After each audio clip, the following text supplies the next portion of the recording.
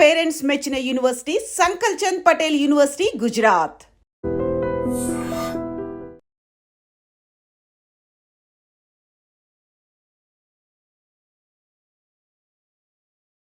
Sir, మీ సర్వీస్లో municipal commissioner మీద రైడ్ చేస్తారు, ఆయన డిఏ కేసులో అరెస్ట్ చేస్తారు. అదే మున్సిపల్ కమిషనర్ తర్వాత మినిస్టర్ అవుతారు. మీరు అప్పుడు మంచి పొజిషన్ ఉన్నారు. ఆయన అప్పుడైనా ఎదురుపడ్డారు మీకు? ఎదురుపడ్డాం. ఎందుకు అంటే చాలా ఫంక్షన్స్ లో ఎదురుపడ్డాము, అఫీషియల్ ఫంక్షన్స్ లో, ఆయన ప్రైవేట్ మనసులో ఫంక్షన్స్ పెట్టుకున్నారా? లో. లేదు, మర్చిపోలేదు. లేదు ఏం లేదు. ఆయన ఎప్పుడు చూసినా పలకరించేవారు. నేను కూడా మినిస్టర్ అయిన తర్వాత నేను కూడా సార్ అనే పలకరించడం జరిగింది. ఆ తర్వాత ఏది ప్రొఫెషనల్ గానే డీల్ చేస్తాం మనం, ఏది కూడా పర్సనల్ గా ఏమీ ఉండదు. సో అప్పట్లో కేసు అయినప్పుడు అది ప్రొఫెషనల్ గా చేసాం. తర్వాత ఆయన కూడా ఫైట్ చేసి దాన్ని క్లియర్ చేయించుకున్నారు. తర్వాత ఎక్కడ కలిసినా సరే ప్రొఫెషనల్ గానే ఉండేది. ఆయన కూడా దాని గురించి అసలు మనసులో పెట్టుకోలేదు. ఓకే సార్, ఏసీబీ తర్వాత అండి? ఏసీబీ తర్వాత అప్పుడు ప్రసాదరావు గారి దగ్గర లాస్ట్ నేను పనిచేశాను. ప్రసాదరావు గారు డీజీగా ఉన్నప్పుడు ప్రసాదరావు గారు పాపం అప్పుడు శ్రీనివాస్ ఇంకెంతకాలం పనిచేస్తావు నువ్వు వచ్చే ఏసీబీ నుంచి. అప్పుడు సార్ డీజీగా వెళ్ళిన తర్వాత నేను అప్పటికే నాకు ట్రాన్స్ఫర్ అయ్యి నేను సిఎస్డబ్ల్యూకి వెళ్ళాను. సిఎస్డబ్ల్యూలో ఒక 9 months అట్లా చేసిన తర్వాత ప్రసాదరావు గారు డీజీ అయిన వెంటనే ఆయన డిఎస్పీ బాలానగర్ పోస్టింగ్, నువ్వు వచ్చే డిఎస్పీ బాలానగర్ పోస్టింగ్ ఉంది అంటే నేను బాలానగర్ సార్ వస్తానని చెప్పి అప్పుడు డిఎస్పీ బాలానగర్ డీసీపీ బాలానగర్గా వెళ్ళడం జరిగింది. సార్, బాలానగర్ కాకముందు మీ బ్యాచ్మెంట్స్ అందరూ ఒక్కొక్క జిల్లా చేస్తుంటే మీరు మాత్రం జిల్లా చేయకుండా అలా ఉన్నారు కదండి, బాధ అనిపించలేదు ఎప్పుడు కూడా? నాకు ఎప్పుడు లేదు, నాకు బాధ ఎప్పుడు అనిపించలేదు. అసలు జిల్లా చేయాలని నేను ఎప్పుడు అనుకోలేదు. నాకు ఒక జిల్లా చేస్తావా అని అడిగిన సందర్భాలు ఉన్నా కూడా నేను వద్దని చెప్పాను. ఎందుకంటే అంటే లేదు అట్లనే నాకు వేరే ఉద్దేశం ఏం లేదు. మా డాటర్ టెన్నిస్ ఆడేది, సో తనకి ఇక్కడే సిటీలోనే ఆ ఫెసిలిటీ అంతా ఉంటుంది కనుక నేను ఇంకా వేరే జిల్లాకి వెళ్తే కొంచెం పర్సనల్గా కూడా నాకు ఫ్యామిలీ పరంగా ఇబ్బంది అవుతుందని నేను రిక్వెస్ట్ చేసేవాడిని. సో నా రిక్వెస్ట్ డిపార్ట్మెంట్ అందరు డీజీలు అంగీకరించి అదే రకంగా ఆ రోజుల్లో ఎవరున్నా సీఎం వాళ్ళందరూ కూడా కన్సిడర్ చేసి నాకు హైదరాబాద్లోనే పోస్టింగ్స్ ఇవ్వడం జరిగింది.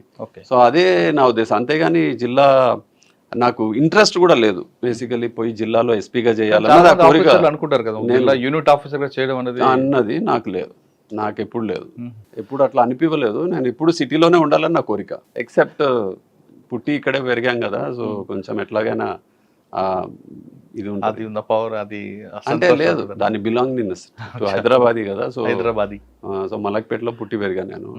సో అట్లా ఇక్కడే ఉండాలి. మలక్పేట పుట్టి పెరిగితే మీరు ఎక్కువ విజయనగర్ కాలనీకే పరిమితం అయ్యారంట? లేదు కదా, నేను నా చైల్డ్హుడ్ అంతా మలక్పేటే. ఎస్బీఐ, నేను డిగ్రీ గ్రాడ్యుయేషన్ వరకు మలక్పేటలోనే ఉన్నాను. SBI colony. నేను సర్వీస్ లో జాయిన్ అయినప్పుడు మేము Vijayanagar colony, Shantinagar colony. Sir, AR Srinivas గారు ఎప్పుడు బాధపడని వ్యక్తి. మోహన్ చంద్ర బాలయోగ్ గారు చనిపోయినప్పుడు చాలా బాధపడ్డారంట. నేను బాలయోగ్ గారు ఎటువంటి మనస్తత్వం అంటే ఆయన చాలా he was more like a friend. నాకు ఆఫీసర్ కంటే నాకు ఆయన ఒక తమ్ముళ్ళలా చూసేవారు.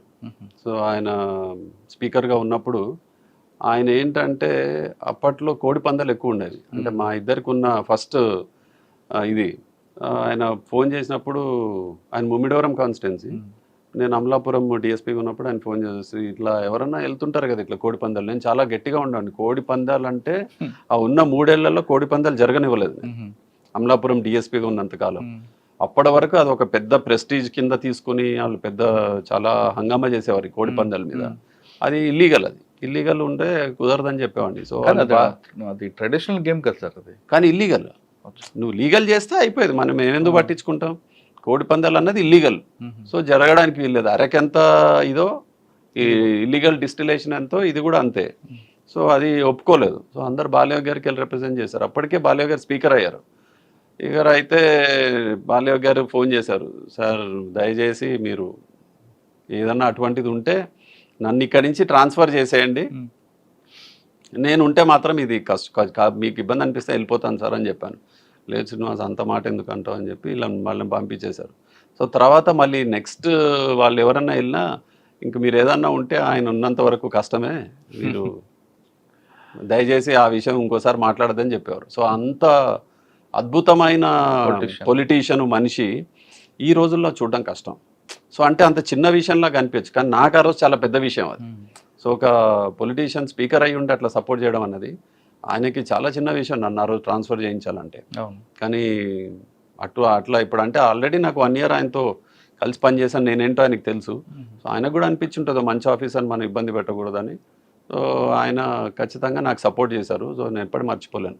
సో అట్లా అసోసియేషన్ అయింది. ఆ రోజు ఆయన చనిపోయిన రోజు దేశం అంతా ఎంత బాధపడ్డదో అంతకంటే 100 రెట్లు నేను బాధపడ్డాను. సార్ బాలానగర్ వచ్చారు, బాలనగర్ డీసీపీ. మీరు ఆల్రెడీ పనిచేసిన బాలానగరే, మీరు వచ్చేసరికి మార్పు వచ్చిందా? డీసీపీగా వచ్చినప్పటికీ మురళి రౌడిజం పెరిగింటుంది. అప్పటికి పోలీసింగ్లో కూడా చాలా మార్పు వచ్చింది, సొసైటీలో చాలా మార్పు వచ్చింది, ఎకనామికల్ స్టేటస్ కూడా బాగా పెరిగింది.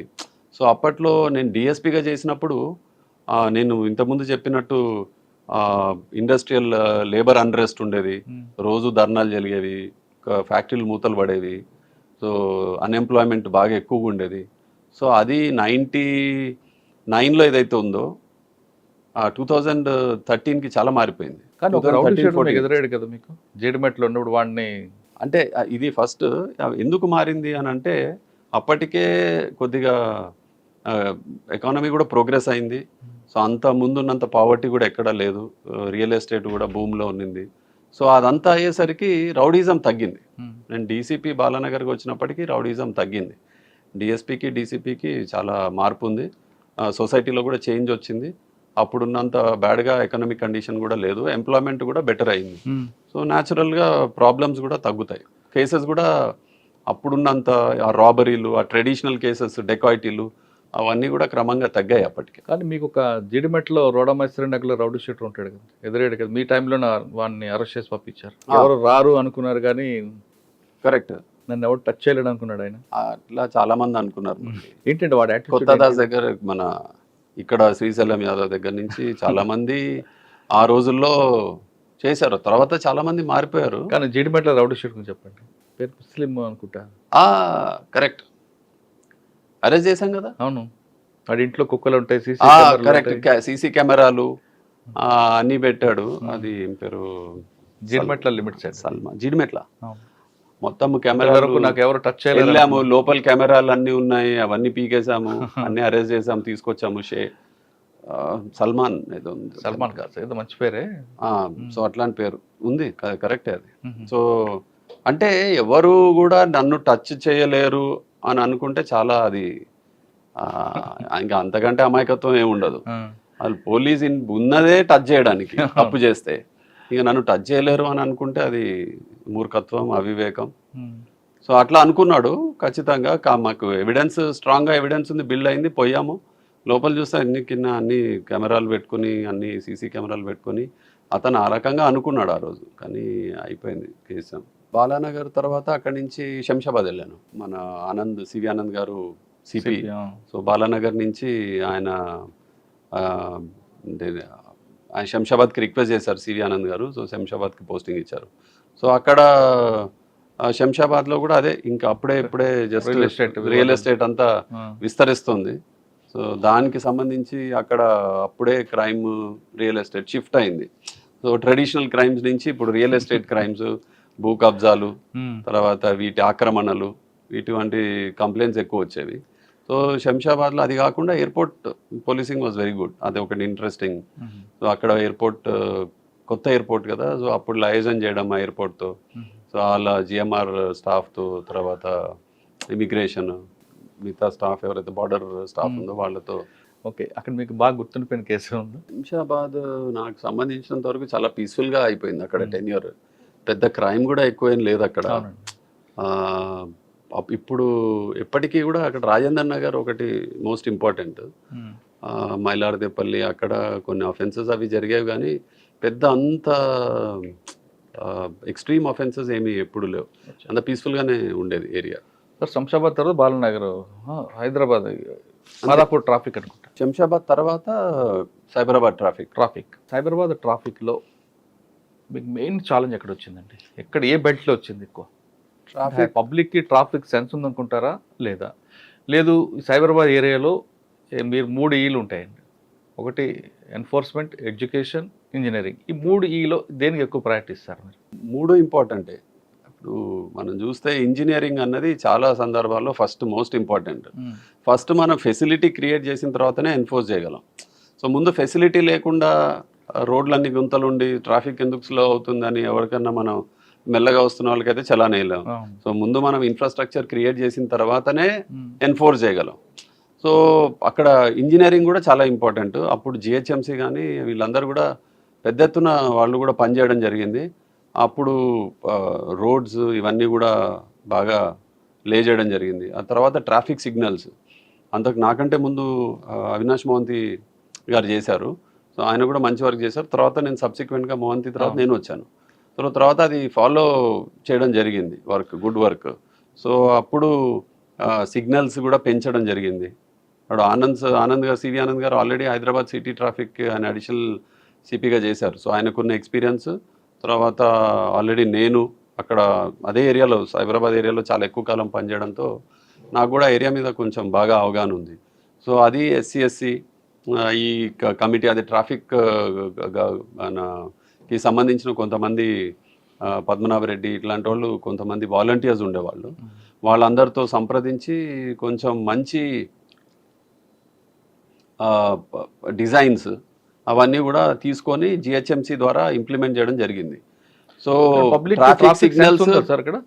ట్రాఫిక్ సిగ్నల్స్ పెద్ద ఎత్తున పెంచాము. క్రమంగా మీరు చూస్తే ట్రాఫిక్ ఎక్కడైతే సెన్స్ లేదని అనుకుంటామో పబ్లిక్కి మనం ఒక ఫెసిలిటీ ఇస్తే దానికి అలవాటు పడతారు, ఎట్లయినా సెన్స్ వస్తుంది. ట్రాఫిక్ సెన్స్ ఇంతకు ముందు లేదని అంటే ఇప్పుడు అనలేం కదా అదే మాట. ఇప్పుడు ఒక 80% అయితే ఇప్పుడు అందరూ మన సిగ్నల్స్ ఫాలో అవుతున్నాం. వైలేషన్స్ తక్కువనే ఉన్నాయి, కనిపిస్తాయి రోజు. కానీ ఇంతకు ముందు ఒక 100 ఉంటే ఇప్పుడు ఖచ్చితంగా ఒక 60% తగ్గి 40 వరకు కనిపిస్తుంటాయి. సో పూర్తిగా అయితే మనం ఇంకా అవ్వలేదు. కానీ రోజు సెట్ మీద మీరు మాత్రం జేఎన్టీ నుండి హైటెక్ సిటీకి వెళ్ళే వరకు ఏ వెహికల్ కూడా మినిమం 7 to 10 కిలోమీటర్ స్పీడ్లో పోవాలి, కానీ 5 బిలో 7 రాకూడదు చెప్పేవారు అన్నదే ఛాలెంజ్. కరెక్ట్. ఎందుకంటే మనము రోడ్ సర్ఫేస్ మీద స్పీడ్ మెయింటైన్ చేస్తేనే మనకు తెలుస్తుంది ఎంత ఉందని. సో దాంట్లో మన ఛాలెంజ్ ఏంటంటే అట్లీస్ట్ ఒక 10 కిలోమీటర్ స్పీడ్ మెయింటైన్ చేస్తే it's a good thing peak అవర్స్లో. అది కాకుండా ఒక 2-3 ఇటువంటి స్పీడ్ కిలోమీటర్స్ పర్ అవర్ స్పీడ్లో పోతుంటే అది షోస్ ఇన్ఎఫిషియన్సీ. అంటే ఎక్కడో దగ్గర బ్లాక్ అయినట్టు, మనం దాన్ని రెగ్యులేట్ చేయలేకపోతున్నాము. ఎక్కడన్నా బ్లాకేజ్ ఉంటే మనం క్లియర్ చేయకపోతుంటే మనం ఇంజనీరింగ్ డిఫెక్ట్ ఉందా, మన మ్యాన్ పవర్ ప్రాబ్లం ఉందా, మన వాళ్ళు రెగ్యులేట్ చేయలేకపోతున్నారా, సిగ్నల్ డెఫిషియన్సీసా, ఇవన్నీ ఏదో ఒక లోపం ఉంటేనే రోడ్డు మీద ట్రాఫిక్ స్లో అవుతుంది. సో అప్పుడు ఎన్ఫోర్స్మెంట్ అన్నది ఇంపార్టెంట్. సో ఈ ఎన్ఫోర్స్మెంట్కి సంబంధించి స్టాఫ్ కూడా చూస్తే ట్రాఫిక్లో బాగా తక్కువ ఉండేది. ఇప్పుడు ఏదో పెద్ద గొప్పగా పెరిగిందని కాదు, ఆ రోజుల్లో ఇంకా తక్కువ ఉండేది. సో అది ఆ ఛాలెంజ్ ఎక్కువ ఉండేది. సో అసలు ట్రాఫిక్కి పోస్టింగ్ ఇచ్చి అందుకనే 30% వాళ్ళకి ఇన్సెంటివ్ ఇవ్వడం అవన్నీ క్రమంగా చేయడం జరిగింది. సో ఈరోజు టెక్నాలజీని వాడి ట్రాఫిక్ని మనము ఈ రకంగా మెరుగైన పరిస్థితికి తీసుకురావడం జరిగింది. సో అంతకుముందు ఓన్లీ ఫిజికల్గా ట్రాఫిక్ కానిస్టేబుల్ అక్కడ రోడ్డు మీద నిలబడి ఎస్ఐ అందరము రోడ్డు మీద తిరిగి అది రెగ్యులేట్ చేస్తే కానీ ఆ మూమెంట్ ఉండేది కాదు. సో ఇప్పుడు క్రమంగా టెక్నాలజీ కూడా ఇన్వాల్వ్ అయ్యి ఒక పెద్ద ఎత్తున వస్తుంది కనుక ఇప్పుడు మూమెంట్ అనేది డెఫినెట్లీ మచ్ బెటర్. సార్ మీకు ట్రాఫిక్ డీసీపీగా ఉన్నప్పుడు విసుగు అనిపించలేదండి? రాత్రి 8-9 వరకు సెట్ మోగుతూనే ఉంటుంది, సార్ పలానా జామ్ అయిందని.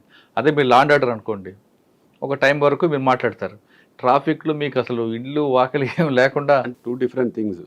లా అండ్ ఆర్డర్ అయితే 24/7, అది ఇంకా ఎక్కువ స్ట్రెస్. ఫోన్ స్విచ్ ఆఫ్ చేసి పెట్టడానికి లేదు, సైలెంట్లో పెట్టడానికి లేదు.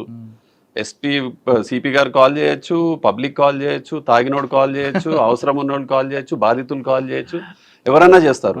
ప్రతి ఒక్కరి కాల్ రిసీవ్ చేసుకోవాలి. మనం రిసీవ్ చేసుకున్న తర్వాతనే తాగి పిచ్చిగా మాట్లాడుతున్నాడా లేకపోతే నిజంగానే ఒక విక్టిమ్ కాల్ చేస్తుంది అన్నది మనకు తెలియదు. సో అందరినీ భరించాల్సి వస్తుంది. తాగినోడితో ఆర్గ్యూ చేయలేము, వినాలి, పెట్టేయాలి. సో నిజంగా ఎవరైనా విక్టిమ్ కాల్ చేస్తే మనకి అంతే ఇంపార్టెంట్. సో వెంటనే మళ్ళీ లోకల్ పోలీస్ స్టేషన్కి కాల్ చేసి అలర్ట్ చేసి అది కరెక్ట్గా దానికి అటెండ్ అవుతున్నారా లేదా చూడడము. సిపి గారు కాల్ చేయొచ్చు. సో ఎవరి కాల్ లా అండ్ ఆర్డర్లో ఉంటే మిస్ అవడానికి లేదు. సో ట్రాఫిక్లో అట్లీస్ట్ మీకు ఒక నైట్ 11 అయిపోయిన తర్వాత మిమ్మల్ని డిస్టర్బ్ చేసే వాళ్ళు ఎవరు ఉండరు. కానీ నెక్స్ట్ డే మార్నింగ్ ఆఫీస్కి వెళ్ళే ద్వారా కానీ అంతవరకు మాత్రం పీక్ అవర్స్ లో స్ట్రెస్ ఎక్కడన్నా బ్లాక్ అయిందంటే సిపి కాల్ చేస్తారు. ఎవరన్నా బ్లాక్ అయిందంటే డీసీపీకి కాల్ చేసిన తర్వాత నెక్స్ట్ కాల్ చేసేది సిపికే వెంటనే. ఆవిడ సిపి స్ట్రెస్ కూడా తీసుకోవాలి. సో అట్లా పబ్లిక్ నుంచి వస్తుంది, మీడియా నుంచి వస్తుంది, ఆఫీసర్స్ నుంచి వస్తాయి, సెట్ అవుతుంటది. అంటే ఆ పీక్ అవర్స్ లో మనం ఖచ్చితంగా రెగ్యులేట్ చేసి అక్కడ ఉండి ఫిజికల్ గా ఉండి రెగ్యులేట్ చేస్తుంటే అవుతుంది, ఖచ్చితంగా అవుతుంది.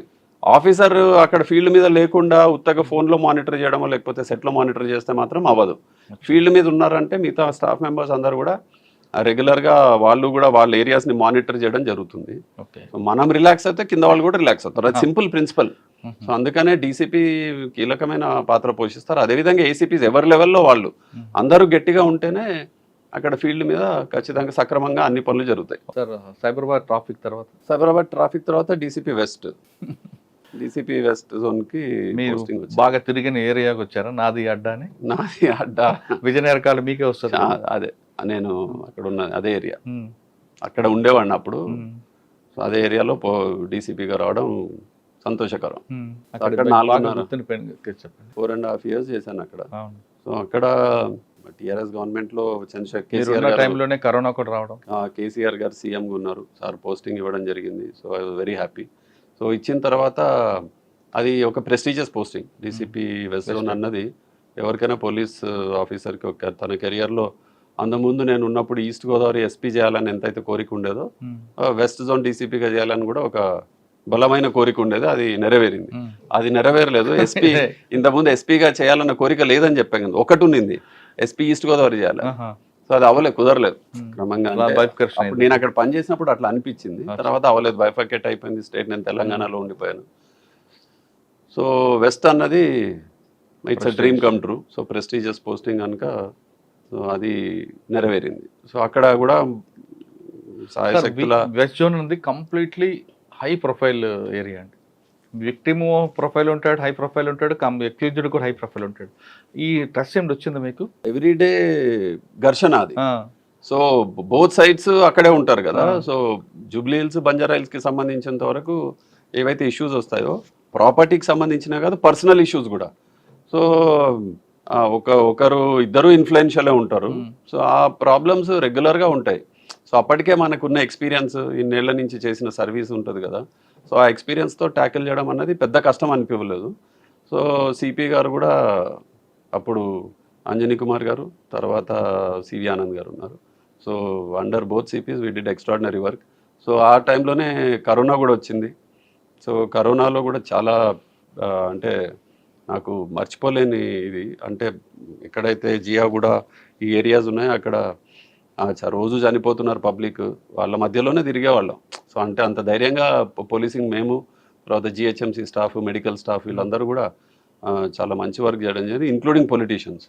సో అందరూ కలిసి కరోనాని ఏ రకంగా ఎదుర్కొన్నారంటే వెస్ట్ జోన్ ఒక పెద్ద టాస్క్, పెద్ద నిదర్శనంగా నిలిచింది. సో అంటే అక్కడి నుంచి మైగ్రెంట్ స్టాఫ్ని ఎంతమందిని మేము పంపాము. మ్యాక్సిమం మైగ్రెంట్ స్టాఫ్ వెస్ట్ జోన్లోనే ఉండేది, ఎందుకంటే అదే ఏరియాలో కన్స్ట్రక్షన్ యాక్టివిటీ కూడా బాగా ఎక్కువ. సైబరాబాద్లో వర్క్ జరుగుతున్నా సరే వాళ్ళ లేబర్ అంతా ఇక్కడ ఉండేవారు.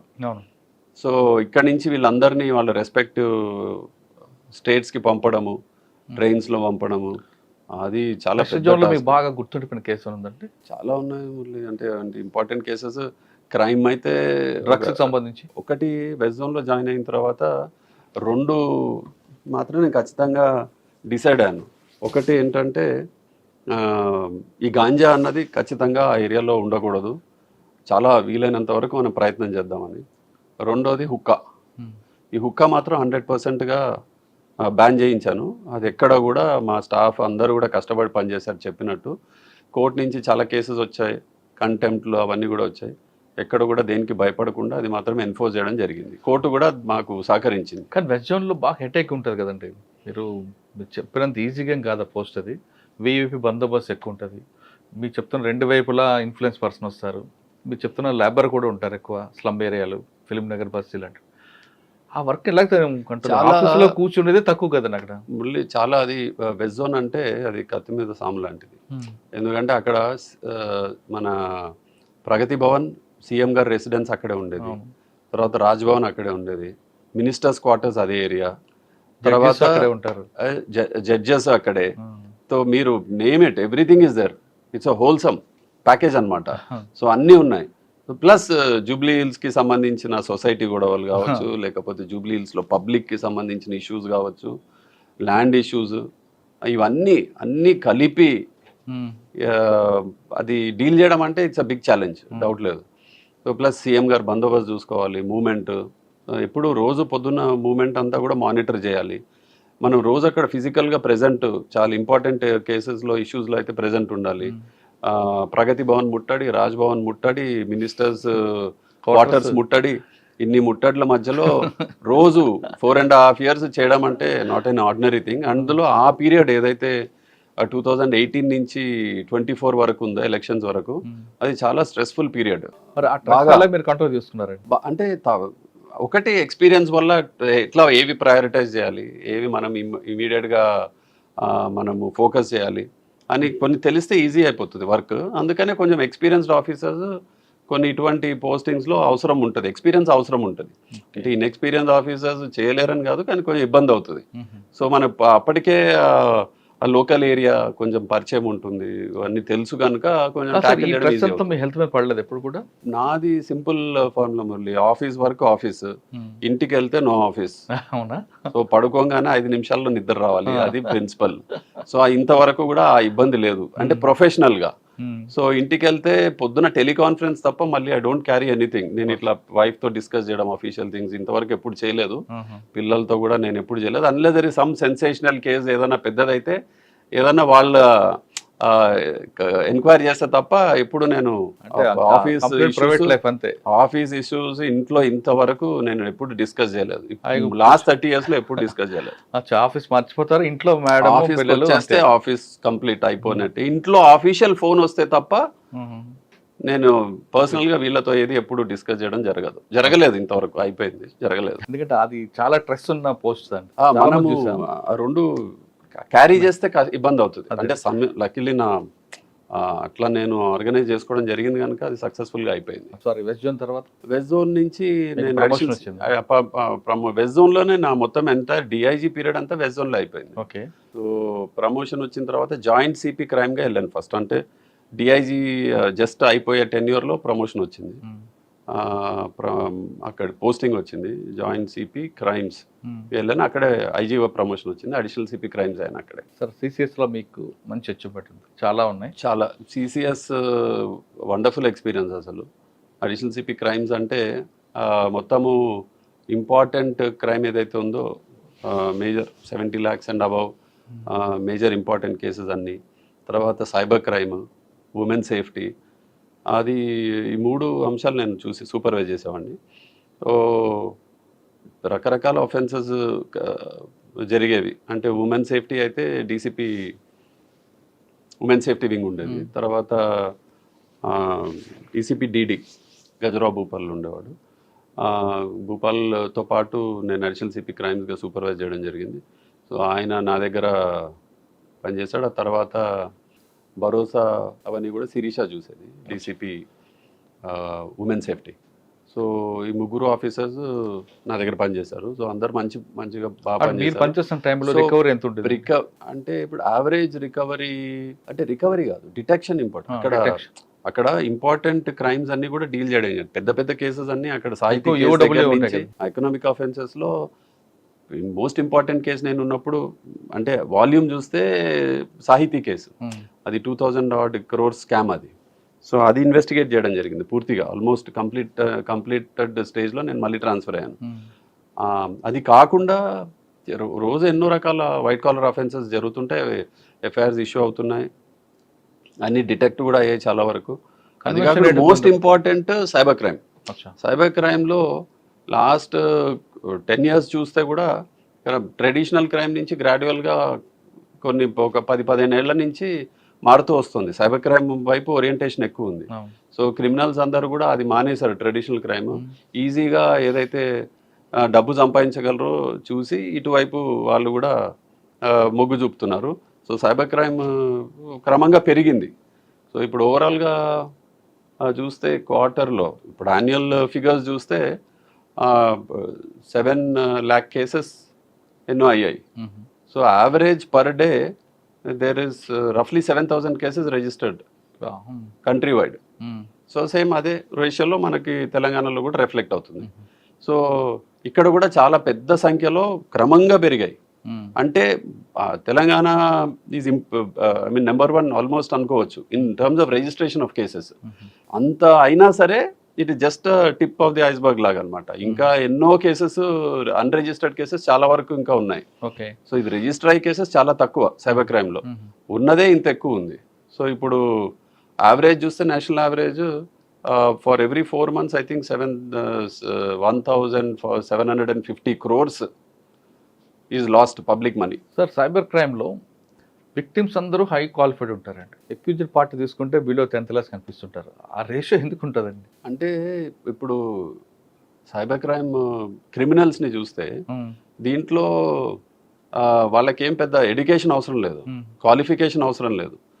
Common sense, absolute common sense ఉండి బేసిక్ వాళ్ళు ఆపరేటింగ్ కంప్యూటర్ ఆపరేట్ చేస్తే చాలు.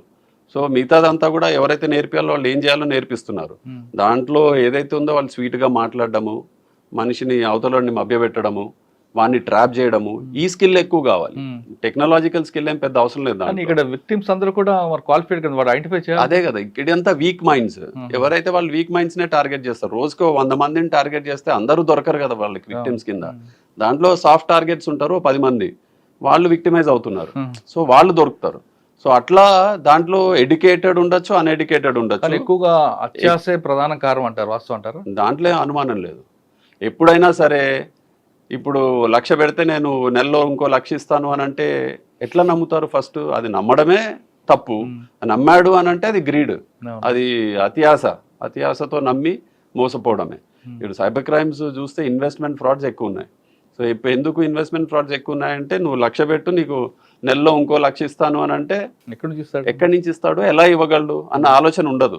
సో అంటే ముందు ట్రాప్ చేస్తారు. ఒక 1000 పెట్టిస్తే 2,000 ఇస్తాడు ముందు, తర్వాత 10,000 పెడితే 20,000 ఇస్తాడు. వాడు రిస్క్ తీసుకుంటున్నాడు 20,000 ఇచ్చి. వీడు ఉండొచ్చు ఉండకపోవచ్చు మళ్ళీ, కానీ మన హ్యూమన్ టెండెన్సీ అంటే అరే 20,000 ఇచ్చాడు కదా నేను ఇంకో 1,00,000 పెడతానని.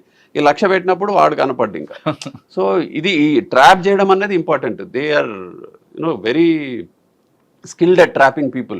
వాళ్ళు మీ దగ్గరకు వచ్చారనుకోండి, మీకు మంచి క్వాలిఫైడ్ అడిగి ఒక సాఫ్ట్వేర్ కంపెనీ ఇచ్చారు, మీ దగ్గరకు వచ్చి సార్ నా దగ్గర 50 లక్షలు పోయింది అని అంటే, వాడిని చూసి బాధపడతారా, జాలి పడతారా, కోపపడతారా? అంటే ఒకటి మళ్ళీ దాంట్లో కోపడాల్సింది ఏం లేదు. ఎందుకంటే ఏదో రకంగా విక్టిమ్ అయితే అయ్యాడు.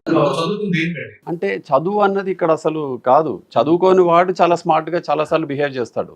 చదువుకున్న వాడు వాడికి క్వాలిఫికేషన్ ఉంది, వాడికి ఇంటెలిజెన్స్ ఉండాలని ఏముంది, క్వాలిఫికేషన్ ఉంది. చదువుకోని వాడికి ఇంటెలిజెన్స్ లేదని కాదు కదా, వాడికి క్వాలిఫికేషన్ లేదు. వాడు చదువుకోలేదు కనుక వాడి క్వాలిఫికేషన్ లేదు. చదువుకుని ఉంటే వాడికి క్వాలిఫికేషన్ ఉండేది. సో వాడు ఇంటెలిజెంట్ వాడు కూడా. So at times he proves is more intelligent than the qualified person. So అందుకనే వాళ్ళు ట్రాప్ అయ్యే వాళ్ళు తక్కువ ఉంటారు. ఇన్సిడెంటలీ వీళ్ళు ట్రాప్ అయ్యే వాళ్ళు ఎక్కువ ఉన్నారు అని అనిపిస్తుంది మనకి. ఎందుకంటే ఇది ప్రొజెక్ట్ అవుతుంది, అరే ఒక సాఫ్ట్వేర్ ఇంజనీరో లేకపోతే ఒక డాక్టరో వీళ్ళు ఇట్లా ట్రాప్ అయ్యారు అని అంటే మనకి అది ప్రొజెక్ట్ అవుతుంది. అంతేకాని నేను అనుకోవడం పర్సంటేజ్ ఈక్వల్గా ఉంటుంది, క్వాలిఫైడ్ అన్క్వాలిఫైడ్ ఇద్దరి మీద. అదే దీంట్లో ఏంటంటే ఇప్పుడు ఈ క్రైమ్ ఏదైతే పెరిగిందో సైబర్ క్రిమినల్ చేస్తున్న అఫెన్సెస్లో ఇన్వెస్ట్మెంట్ ఫ్రాడ్, తర్వాత ఓటీపీ ఫ్రాడ్, తర్వాత సెక్స్టార్షన్, వీటికి సంబంధించి బాగా ఎక్కువ జరుగుతున్నాయి. ఇవి ఇంకా కంటిన్యూ అవుతున్నాయి ఈ అఫెన్సెస్. ఈ లోన్ యాప్స్, లోన్ ఇస్తున్నానని చెప్పి యాప్స్ ఏవైతే ఉన్నాయో పడదంటారు. పడదు, ఇది పెరుగుతోంది కదా. ఇప్పుడే ఎక్కడ పడుతుంది, పబ్లిక్ అంతా ఇంకా అసలు అవేరే అవ్వలేదు. ఈ రోజుకి కూడా ఎందుకు ఒక ఓటీపీ అడిగితే ఇస్తున్నాం మనము అంటే తగ్గింది, శాతం తగ్గింది. కానీ బట్ ఇప్పటికీ కూడా ఓటీపీ వాళ్ళు సీనియర్ సిటిజన్స్ కావచ్చు, లేకపోతే కొంచెం వీక్ మైండ్ ఉన్న వాళ్ళు, కొంతమంది డిప్రెస్డ్ మైండ్స్, వీళ్ళందరినీ వాడు ఫోన్ చేసినప్పుడు వాళ్ళు ఒక వీక్ మూమెంట్లో ఏదో రకంగా మాటలు చెప్పి వాళ్ళ దగ్గర ఓటీపీస్ ఎక్స్ట్రాక్ట్ చేసుకోవడం ఇవన్నీ కూడా చేస్తున్నారు. సో ఇన్వెస్ట్మెంట్ ఫ్రాడ్, గ్రీడీ, ఇందాక మీరు చెప్పినట్టు. సో 1,00,000 పెడితే 1,00,000 ఇవ్వడము, ఇవన్నీ ఎట్లా జరుగుతాయి? ఇవన్నీ అసంభవం, అసలు ఇవ్వలేరు. అది ఫస్ట్ అది గమనించాలి కదా. నేను 1,00,000 ఇస్తే ఇంకో 1,00,000 వాడెందుకు ఇస్తున్నాడు, బయట ఇన్ని ఫైనాన్షియల్ ఇన్స్టిట్యూషన్స్ ఉన్నాయి వాళ్ళెందుకు ఇవ్వలేకపోతున్నారు అన్నది ఒక ఆలోచన రావాలి కదా. సో అది కాకుండా ఈ గ్రీడ్కి లోన్ అయితే ఖచ్చితంగా ట్రాప్ అవుతున్నారు. సో సెక్స్టార్షన్ ఒకటి ఇంపార్టెంట్, అది సైకలాజికల్. సో ఆ సెక్స్టార్షన్ అన్నది ఒక 60-year-old మ్యాన్ 1,40,00,000 ట్రాన్స్ఫర్ చేశాడు. ఒక లేడీ ట్రాప్ చేసి ఎక్స్టార్ట్ చేసింది. సో అట్లా మనం ఏం చెప్తాం, వాళ్ళ ఐడెంటిటీ కూడా వాళ్ళు చెప్పుకోవడానికి ఇష్టపడట్లేదు. వాళ్ళు ఏదో ఒక వీక్ మూమెంట్లో వాళ్ళు ఏదో రికార్డింగ్ చేసి ఉంటారు, అది ఎక్స్పోజ్ చేస్తానని భయపెట్టి 1,00,000 2 లక్షలు చెప్పి బయటకు వచ్చే వాళ్ళు ఉన్నారు ఇచ్చి. ఇట్లా 1 crore 40 lakhs ఇచ్చిన వాళ్ళు కూడా ఉన్నారు. సో అంటే it ranges between 1 lakh to at least 1 crore. అంటే ఆయన అయిపోయి ఉంటాయి, లేదంటే వచ్చేవాడు కదా. అయిపోయాయి అంటే పిల్లలు ఐడెంటిఫై చేశారు, డబ్బంతా అకౌంట్లో నుంచి ట్రాన్స్ఫర్ చేసేస్తున్నాడు, ఎక్కడ పోతుందని. సో అప్పుడు వాళ్ళు రియలైజ్ అయ్యారు ఈయన చేసిన తప్పు కూడా ఏం లేదు, సమ్ లేడీ ఆ లేడీ ఏం రికార్డ్ చేసిందో తెలియదు వాయిస్, అది బయట పెడుతుందేమో అన్న భయానికి ట్రాన్స్ఫర్ చేస్తూ వచ్చాడు. సో అట్లా ఎన్నో ఉన్నాయి. వీళ్ళంతా ఎడ్యుకేటెడే. ఒక డాక్టర్ 40 lakhs ట్రాన్స్ఫర్ చేశాడు. సో ఇటువంటివి అనేకం రోజు జరుగుతూనే ఉన్నాయి. సో ఇవన్నీ కూడా సెక్స్టార్షన్ అన్నది మన గ్రీడ్ కాదు, మరి అది ట్రాప్ అయింది. సో అది స్టేట్ ఆఫ్ సైకలాజికల్ మైండ్ అది. సో ఇటువంటివి కొన్ని ఉన్నాయి. బట్ ఏవైతే గ్రీడ్కి సంబంధించింది ఉందో అది పబ్లిక్ కేర్ఫుల్గా ఉంటే సరిపోతుంది. ఓకే సార్, సిసిఎస్ తర్వాత అండి? సిసిఎస్ తర్వాత నేను డైరెక్టర్ ఏసీబీగా వచ్చాను. మళ్ళీ ఏసీబీకి వచ్చారు? మళ్ళీ ఏసీబీకి వచ్చాను. సో అప్పుడు అడిగితే నేను ఐ రిక్వెస్టెడ్, పోస్ట్ చేశాను. డైరెక్టర్ పోస్ట్ ఖాళీగా ఉంటే నేను అడిగితే ఇచ్చారు డైరెక్టర్ పోస్ట్. తర్వాత అక్కడ 3 నెలలు చేసిన తర్వాత అక్కడ ట్రాన్స్ఫర్ అయింది. అక్కడి నుంచి ఎలక్షన్ షెడ్యూల్ అకాడమిక్ వెళ్ళాను. 3 నెలలు పనిచేసిన తర్వాత అకాడమిక్ వేయడం వెనక ఒక రాత్రి టీవో వెనక కారణం ఏదో ఒక చిన్న మిస్కమ్యూనికేషన్ తర్వాత మిస్కమ్యూనికేషన్ అది ఖచ్చితంగా తర్వాత రియలైజ్ అయ్యారు. So anyway it's not an issue. Transfer అన్నది అనివార్యం కనుక అకాడమిక్ వెళ్ళాను. అక్కడ ఒక 4 months పనిచేసాను. అది ఒక ఎక్స్ట్రాడినరీ ఎక్స్పీరియన్స్ డైరెక్టర్గా చేయడం. సో మళ్ళీ ఎలక్షన్స్ అయిపోయిన తర్వాత మళ్ళీ ట్రాన్స్ఫర్ ఏసీబీకి వచ్చాను. ఏసీబీలో జనవరి నుంచి జూన్ వరకు చేసి జూన్లో రిటైర్ అవ్వడం జరిగింది. సార్ 31 సంవత్సరాల సర్వీస్లో మీకు బాగా నచ్చిన పోలీసింగ్ చెప్పండి ఒకటి. అంటే 31 years సర్వీస్లో first impression is the best impression అంటారు కదా. So Amalapuram policing is the best for me. అంటే నేను నేర్చుకుంది అక్కడే, చేసింది కూడా అక్కడే. సో అక్కడి నుంచి అంటే మిగతా చోట్ల అన్నింటిలో కూడా మంచి ఎఫెక్టివ్గానే చేశానని అనుకుంటున్నా, to the best of my capacity. కానీ అమలాపురం, బాలానగర్, తర్వాత వెస్ట్ జోన్, సిసిఎస్ ఇవి మర్చిపోలేని. ఏసీబీ ఉంది కదండి, అంటే ఏసీ అంటే నేను చెప్పేది లా అండ్ ఆర్డర్ పోలీసింగ్లో. సో ఈ లా అండ్ ఆర్డర్ పోలీసింగ్లో ఇవి ఇంక్లూడింగ్ దిస్ సైబర్ క్రైమ్స్ ఇవన్నీ కూడా నేను చాలా నేర్చుకున్నాను అక్కడ. సిసిఎస్కి వచ్చాక అంటే నాకు ఏసీబీలో చేసిన ఎక్స్పీరియన్స్ ఇక్కడ సిసిఎస్లో బాగా పనిచేసింది. సో ఇన్వెస్టిగేషన్స్లో గైడ్ చేయడం కానీ వీళ్ళకి ఆఫీసర్స్కి చెప్పడం అది. కానీ అక్కడ CCS was a very big experience for me. Cyber crime అది దాంట్లో బాగా మంచి నాకు నాలెడ్జ్ వచ్చింది. ఆ తర్వాత మా వాళ్ళకు కూడా మంచి దాని మీద అవగాహన అది కూడా పెంచడం జరిగింది. సో ఏసీబీ నా మొత్తం కెరియర్లో ఇది హైలైట్. 8 years చేయడం అన్నది ఒక ఎవరు చేయలేదు జాయింట్ డైరెక్టర్గా. సో అది it will remain as a record. మీరు జాయింట్ డైరెక్టర్ జాయింట్ డైరెక్టర్ తర్వాత డైరెక్టర్గా వచ్చి చాలా ఈజీ అయిపోయింది నాకు డైరెక్టర్గా వచ్చిన తర్వాత. సో అంటే 8 years చేసిన ఎక్స్పీరియన్స్ బాగా పనిచేసింది. సో ఇమీడియట్గానే వర్క్లోకి దిగడం జరిగింది. అప్పుడే సివి ఆనంద్ గారు. ఏసీబీలో మీరు ఉన్నప్పుడు కొన్ని సమస్యలు ఐడెంటిఫై చేసి ఉంటారు. డైరెక్టర్గా వచ్చిన తర్వాత అవి మోడిఫికేషన్ చేస్తారా? లేదు. ఇప్పుడు ఏసీబీలో ఏముంటుంది, మనకి ఎవరైతే మోస్ట్ కరప్ట్ ఆఫీసర్స్ ఉంటారో వాళ్ళ మీద టార్గెట్ చేయడం. ఆ కరప్ట్ ఆఫీసర్స్ని ఎట్లా ఐడెంటిఫై చేస్తామంటే రెవెన్యూ ఎర్నింగ్ డిపార్ట్మెంట్స్ ఏవైతే ఉంటాయో వాటిలోనే కరప్షన్ స్కోప్ కూడా ఎక్కువ ఉంటుంది. సో ఫర్ ఎగ్జాంపుల్ ఇంతకుముందు కమర్షియల్ ట్యాక్స్ ఉండేది, ఇప్పుడు తగ్గింది కమర్షియల్ ట్యాక్సెస్లో. ఎందుకంటే అదంతా ఫేస్లెస్, జిఎస్టీ వచ్చింది అన్నీ. సో అది టాప్ 10లో అంటే అదే పాత కస్టమర్స్ అందరూ దే రిమైన్. ఒకటి రెవెన్యూ అట్లాగే ఉంటుంది, తర్వాత ఇంజనీరింగ్ డిపార్ట్మెంట్స్ ఉంటాయి, దెన్ ట్రాన్స్పోర్ట్ ఉంది, ఎక్సైజ్ ఉంది, రిజిస్ట్రేషన్ డిపార్ట్మెంట్, సబ్ రిజిస్ట్రార్స్, తర్వాత పోలీసు. ఇవన్నీ 7 డిపార్ట్మెంట్స్ అయితే చెప్పాను. సో ఇవన్నీ కూడా 7 ఇంజనీరింగ్లో చాలా వస్తాయి కదా, ఇరిగేషన్ ఇవన్నీ మిగతావన్నీ ఉన్నాయి. సో అవన్నీ అట్లాగే ఉన్నాయి. అప్పుడు 20 ఏళ్ల క్రితం ఎలా ఉన్నాయో ఇప్పుడు కూడా they continue to be the same. కాకపోతే ఫోకస్ మార్చకుండా మనం పనిచేస్తున్నాము అని అంటే మాత్రం ఖచ్చితంగా ఇప్పుడు డెఫినెట్లీ లాస్ట్ 6 months నుంచి యాక్టివిటీ బాగా పెరిగింది కనుక ఇప్పుడు కొద్దిగా మళ్ళీ కంట్రోల్లో ఉందని అనుకుంటున్నాం. సార్ మీ సర్వీస్లో ఆర్గనైజ్డ్ క్రైమ్ అని బ్రేక్ చేసామని ఉందా? చేసాం కదా, చాలా చేసాం. ఒకటి ఆర్గనైజ్డ్ క్రైమ్ డ్రగ్స్లో చేసాము. Okay, drugs is an organised crime. మంగళాట్లో చాలా పెద్ద ఎత్తున గుడుంబా. గాంజా, ఒకప్పుడు గుడుంబా, తర్వాత గాంజా అమ్మడానికి వాళ్ళు బాగా దీంట్లో అలవాటు పడ్డారు. సో అది బ్రేక్ చేయడం జరిగింది ఖచ్చితంగా. చాలా కష్టపడి దాన్ని అక్కడ బ్రేక్ చేసాము. తర్వాత బాలానగర్లో ఉన్నప్పుడు ఈ నకిలీ నోట్లది, సో దాన్ని కూడా ఆర్గనైజ్ క్రైమ్ని కూడా బ్రేక్ చేసాం. దాంట్లో షూటింగ్లో మన కానిస్టేబుల్, ఒక ఎస్ఐ కూడా ఇంజర్ అయ్యారు దాంట్లో క్రాస్ ఫైర్లో. సో ఆర్గనైజ్డ్ క్రైమ్ అదొకటి, ఇది రెండు షామీర్పేట దగ్గర. సో ఇవి ఈ రెండు మోస్ట్ ఇంపార్టెంట్. సార్ సర్వీస్లో మీరు చూసుకొచ్చి 31 years సర్వీస్లో ఒకప్పుడు పబ్లిక్ పోలీస్ ఏం చేసినా యాక్సెప్ట్ చేశారు, చూశారు. పొలిటీషియన్స్ కూడా పోలీసులు చేసిన దానికి నచ్చి చెప్తూ వచ్చారు. అప్పుడు అది ట్రెండెన్సీ మారిపోతూ వచ్చిందండి. ఇటువంటి సిచ్యువేషన్లో పోలీస్ డిపార్ట్మెంట్లో వచ్చే వాళ్ళకి మీరు ఇచ్చే మెసేజ్ ఏంటి? ఒకప్పుడు వేరు, ఇప్పుడు వేరు. ఇప్పుడు సోషల్ మీడియా బాగా ఎఫెక్ట్ ఉంది కాబట్టి చిన్నది ఏం జరిగినా మీడియా వస్తుంది కాబట్టి ఎలా హ్యాండిల్ చేయాలి? ఒకటి నేను అంటే అప్పట్లో జాయిన్ అయినప్పుడు నేను చూసింది ఏంటంటే సీనియర్ లెవెల్లో బాగా ఆనెస్ట్, ఇంటెగ్రిటీ బాగా ఎక్కువ ఉండేది. సో అది ఏదన్నా కరప్షన్ మనం వింటే కింది స్థాయిలో ఎక్కడన్నా ఎస్ఐజో లేకపోతే ఇన్స్పెక్టర్ వరకు, కానిస్టేబుల్సో వీళ్ళ వరకు పరిమితమయ్యేది. అంటే పైన చేసేవాళ్ళు కాదని కాదు, బట్ పర్సంటేజ్ బాగా తక్కువ ఉండేది. కానీ ఇప్పుడు క్రమంగా చూస్తే పైనుంచి కింద వరకు ఏం వ్యత్యాసం లేకుండా పోయింది. అంటే ఇప్పుడు corruption has become a non issue, which is very very fatal to the service. So అది కాకుండా మనం అది కొంచెం ఫోకస్ దాని మీద పెట్టి పొలిటీషియన్స్ కావచ్చు, డిపార్ట్మెంట్లో సీనియర్స్ కావచ్చు, ఎవరైనా సరే అది ఖచ్చితంగా ఫోకస్ చేయాల్సిన విషయం ఇది. ఎందుకంటే ఇప్పుడు రాగానే ఆఫీసర్స్ అందరూ వాళ్ళు కేవలం సర్వీస్ మీదనే కాకుండా ఇటు డైవర్ట్ అయితే ఫోకస్ తప్పుతుంది. సో అది ఖచ్చితంగా మనం దాని మీద కూడా దృష్టి పెట్టాలి. సో పాలిటిక్స్ వరకు చూస్తే ఇంతకు ముందు ఎంతైతే సపోర్ట్ ఉండేదో పొలిటీషియన్స్ది, ఇప్పుడు కూడా సపోర్ట్ ఉంది కానీ తగ్గింది, ఖచ్చితంగా తగ్గింది. అంత లేదు, ఇంతకు ముందు ఉన్నంత లేదు. ఇంతకుముందు పొలిటీషియన్స్, తర్వాత ఆఫీసర్స్, పబ్లిక్ కలిసి పనిచేసేవాళ్ళు.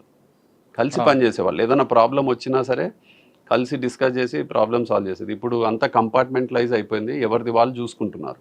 సో ఇప్పుడు ఏదైనా ప్రాబ్లం వస్తే ఎలా చేయాలి సార్? ఇప్పుడు ప్రాబ్లం వస్తే ఎవరిది వాళ్ళు ట్యాకిల్ చేయడం అవుతుంది, కానీ అందరు కలిసి కట్టుగా చేయడం అనేది తగ్గింది. సో అది అందరు కలిసి ఫోకస్ చేస్తే ప్రాబ్లమ్స్ కూడా ఖచ్చితంగా తగ్గుతాయి. అందరూ కలిస్తే సొసైటీకి కూడా డెఫినెట్లీ మేలు జరుగుతుంది. సార్ ఫస్ట్లో చూసుకుంటే ఆఫీసర్ పోస్టింగ్లు ఎక్కువ ఉండేవండి. ఇప్పుడున్న పరిస్థితుల్లో పొలిటికల్ పోస్టింగ్లు మారిపోయింది, కింద నుంచి పై వరకు. ఈ సిచ్యువేషన్ మనం ఎలాగా అర్థం చేసుకోవాలి? అంటే అది ఒకటే మన స్టేట్కి ఒకటే పరిమితం కాదు, దేశవ్యాప్తంగా ఇదే జరుగుతుంది. ఒకప్పుడు డీజీ ఒక పోస్టింగ్ ఇస్తే మనం వెళ్ళకపోతే అసలు చాలా సీరియస్గా ఉండేది ఇష్యూ. సో ఇప్పుడు అసలు డీజీ పోస్టింగ్ ఇవ్వడం అన్నదే చాలా తెలియకుండా పోస్టింగ్లు అయిపోతున్నాయి అన్నది వాస్తవం అది.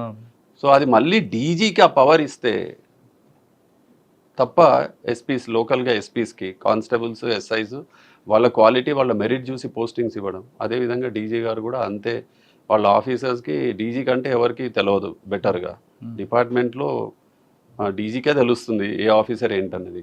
సో ఆ డీజీకి ఖచ్చితంగా పవర్ మళ్ళీ తిరిగి ఇంతకుముందు అయితే ఏ రకంగా ఉండేదో దొరగారి టైంలో కానీ అప్పుడు అట్లాంటి మళ్ళీ పవర్ వస్తే ఖచ్చితంగా డెఫినెట్లీ సిన్సియర్ ఆఫీసర్స్ కూడా వాళ్ళకి హైలైట్ అవుతారు.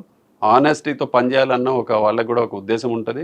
నేను కష్టపడి పనిచేసి ఆనెస్ట్గా, సిన్సియర్గా చేస్తే ఏదో ఒక రోజు నాకు గుర్తిస్తారు, నన్ను గుర్తించి మంచి పోస్టింగ్ ఇస్తారు అన్నది వాళ్ళలో అనిపిస్తే ఖచ్చితంగా అదే రకంగా వాళ్ళు ప్రవర్తిస్తారు. లేదు అన్ని డబ్బుతో జరుగుతాయి, అన్ని డబ్బుతోనే జరుగుతాయి, తర్వాత అన్ని ఇన్ఫ్లుయెన్స్తోనే జరుగుతాయి అని అనుకుంటే వాళ్ళు దీని మీద ఎందుకు దృష్టి పెడతారు? ఆనెస్టీ మీద కష్టపడి చేయరు కదా వర్క్ ఇంటెగ్రిటీతో. ఆ మార్పు రావాలి. సార్ ఫైనల్గా చెప్పండి, ఈ డిపార్ట్మెంట్లోకి వచ్చే వాళ్ళకి అంటే యాస్పిరెంట్స్ ఉంటారు, పోలీస్ డిపార్ట్మెంట్ రావాలి, పని చేయాలి అని వాళ్ళు రెండు రకాలు భావిస్తుంటారు. కొంతమంది ఒకటి యూనిఫామ్ వేసుకుంటే అన్నీ జరుగుతాయి అనుకోవచ్చు, కొంతమంది యూనిఫామ్ వేసుకొని పబ్లిక్ సర్వీస్ చేయొచ్చు అని అనుకుంటారు కొంతమంది. ఇటువంటి భావంతో వచ్చే వరకు మీరు చెప్పే మెసేజ్? నేను ఇన్నేళ్ళు సర్వీస్ చేసిన తర్వాత ఈ డిపార్ట్మెంట్లో నాకేమనిపిస్తుంది అంటే సర్వీస్ చేయాలంటే ఇంతకంటే డిపార్ట్మెంట్ ఇంకోటి మంచి డిపార్ట్మెంట్ లేదు.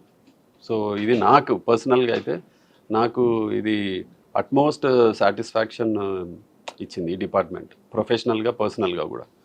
సో ఇటువంటి డిపార్ట్మెంట్ నేను అనుకోవడం ఏ డిపార్ట్మెంట్ లేదు ఇంకోటి. అంటే సిన్సియర్గా, ఆనెస్ట్గా చేస్తే this is the only department which can serve good బాగా చేయొచ్చు, దీంట్లో పని చేయొచ్చు. అదేవిధంగా రికగ్నిషన్ ఎట్లాగో వస్తుంది. సో డబ్బు ప్రాధాన్యంగా చూసుకొని దీంట్లో పని చేయాలంటే మాత్రం ఇది డిపార్ట్మెంట్ కాదు. ఇది డబ్బు కాదు అనుకొని ఖచ్చితంగా చేస్తే దీంట్లో సాటిస్ఫాక్షన్ ఉంటుంది. మనకి ఎట్లాగో రావాల్సిన రికగ్నిషన్ ఖచ్చితంగా వస్తుంది. సో ఎవరైతే దీంట్లో జాయిన్ అవ్వదలుచుకున్నారో ఖచ్చితంగా ఇది మంచి డిపార్ట్మెంట్, జాయిన్ అవ్వాలి. దీంట్లో ఉన్న వాళ్ళు కూడా ఎవరైతే యంగ్స్టర్స్ ఉన్నారో వాళ్ళందరూ కూడా డబ్బు ప్రాధాన్యం కాదనుకొని సర్వీసే ఇంపార్టెంట్, కష్టపడి ఆనెస్ట్గా చేస్తే పేరు ఎట్లాగో ఫాలో అవుతుంది. సో ఖచ్చితంగా నేను ఇచ్చే సలహా. ఆ విధంగా ఉండాలనుకున్న వారికి కూడా సీనియర్ ఆఫీసర్ ఉండకుండా చేస్తున్నారు కదా పొలిటీషియన్స్ కానీ. అది వాస్తవం కాదు మురళి. సో అది మనం చేసే తప్పులు వేరే వాళ్ళ మీద రుద్దడం తప్ప, ఇక మనం ఆనెస్ట్గా చేస్తానంటే ఎవరు కాదనరు, అందరూ హర్షిస్తారు, అందరూ సపోర్ట్ చేస్తారు. పొలిటీషియన్ సపోర్ట్ చేస్తారు, సీనియర్ సపోర్ట్ చేస్తారు. మనం తప్పుదారి నుండి వేరే వాళ్ళని బ్లేమ్ చేయడం కరెక్ట్ కాదు. సో ముందు మనం ఆనెస్టీ ఈజ్ అ ట్రైట్. మనం ఒక నేర్పితే వచ్చేది కాదు. మనంతటా మనం తెలుసుకొని మనం ఆనెస్ట్గా మన డిపార్ట్మెంట్లో మనం మలుచుకుంటే ఖచ్చితంగా మంచి కరెక్ట్ సార్. మీలాగా ఫస్ట్ పోస్టింగ్ నుంచి ఆనెస్ట్ ఉంటే ఆ పేరే మీకన్నా ముందు వెళ్ళి మీ సీట్లో కూర్చుంటారు కాబట్టి మిమ్మల్ని ఎవరు టచ్ చేయరు. కానీ ముందు నేను హానెస్ట్ కాకుండా సడన్గా నేను నిజాయితీపరంగా మారితే నన్ను ఎవరు నమ్ముతారా? ఎందుకు నమ్మరు? మనిషి మారతాడు, ఖచ్చితంగా మారతాడు అన్నది అందరు గమనించాలి.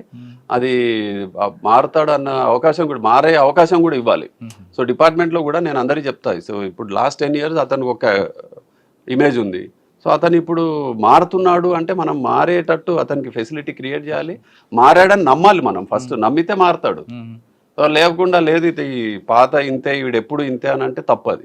సో మనిషి మారతాడు ఖచ్చితంగా, అవకాశం ఇవ్వాలి, మనం అవకాశం ఇవ్వాలి. అవకాశం ఇవ్వడం కదా, నమ్మాలి కూడా. మనం నమ్మాలి, మారతాడు అని నమ్మకం ఉండాలి, ఖచ్చితంగా మారతాడు. ప్రజలకు సేవ చేయాలంటే the best platform police department అన్నారు ఏఆర్ శ్రీనివాస్ గారు.